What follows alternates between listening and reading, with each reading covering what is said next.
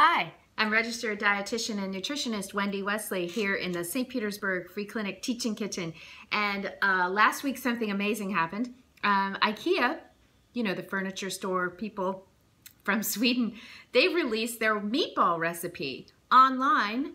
And what I've done is I've recreated, I've done it by the book, the IKEA meatball recipe, and here they are. Here they are. Aren't they gorgeous? Yeah. Of course, everything was in metric, so I had to convert everything into, you know, pounds and cups, and you're welcome. I did the work for you. So we're going to talk about how to make meatballs, IKEA meatballs, and then how to take that method and translate it into a bunch of other stuff that's going to make your cooking just explode.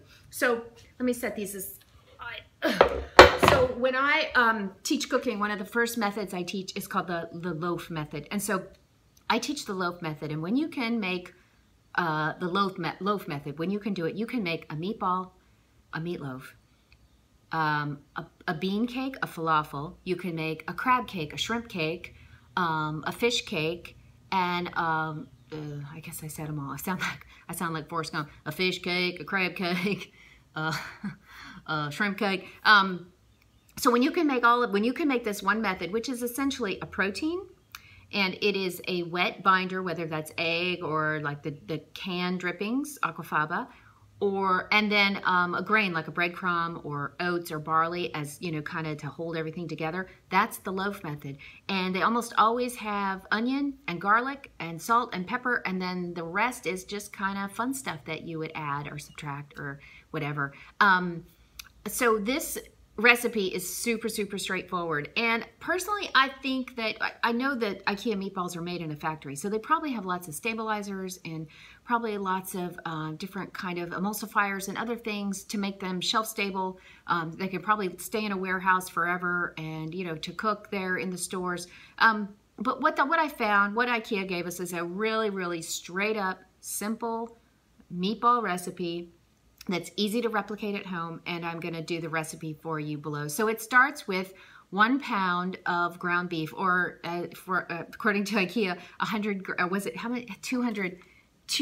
What is it? I need to put my glasses on. What was it? I wrote it down here. 500 grams of ground beef, or a pound. So typically in the grocery store, when you see this size of a container, you know, it comes and it's ground beef here, and it's got the cellophane on it. It's typically 1 pound. It might be slightly under, and it might be a little bit more.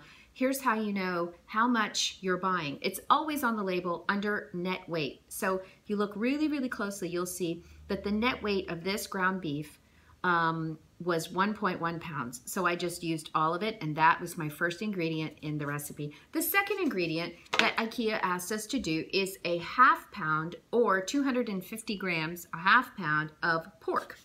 So I got this at Publix, and this came in a pound container, so obviously I used half. So the net weight on this ground pork, this is the smallest increment I could find, was 1.2 pounds. And of course, that's written here under net weight. Okay? And so that's how you know how much ground beef you're buying. Just a little tip for you. And then what's the next one? 1 onion. So I had this big onion in the fridge, so I decided to do half, because it's calling for 1 onion, and they probably mean like a medium onion, not a large onion. But if you want to put a whole onion in, go ahead. 1 clove of garlic, minced. So what is a clove of garlic?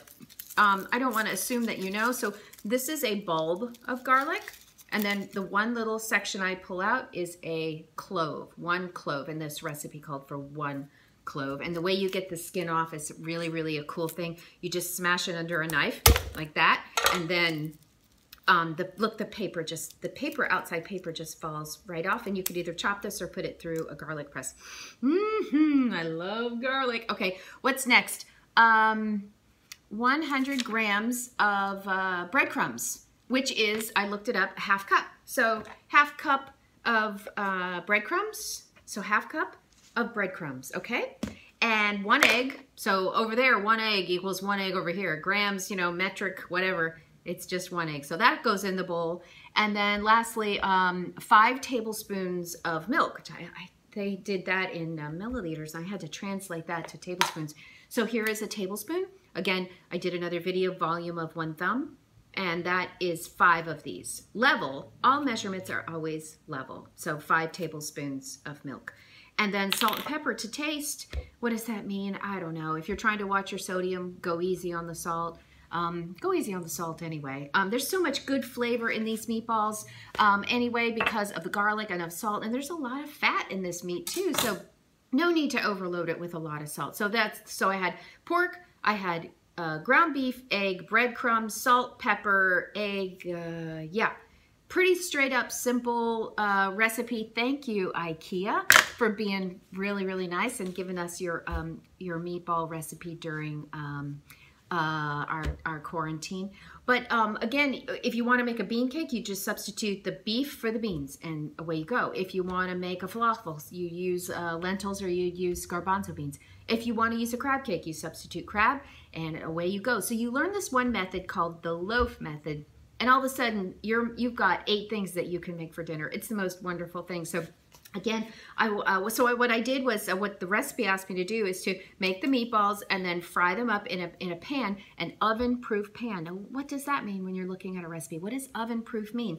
Oven-proof means that it's a pan that you could put on the burner, whether that's gas, propane, electric, infrared, and then that same pan can go into the oven, which means there's no wood on the handle, there's no plastic, it's all gonna be pretty much a metal or ceramic kind of pan. So this is a big aluminum pan that is oven proof because everything on it is metal. So it can go on the stovetop, it could go in the oven. Another thing that would work is like Le Creuset, like enamelware, that would work. Cast iron would work. Stainless steel would work. So just don't use nonstick, and then don't use a pan that has a plastic handle or some wood on it. That's just not going to be good inside the oven, because you make the meatballs, you kind of brown them on one side, and then you flip them and you brown them on the other, and then you put them in the oven for 350 degrees, and then they gave it in Celsius. I had to convert that to degrees Fahrenheit,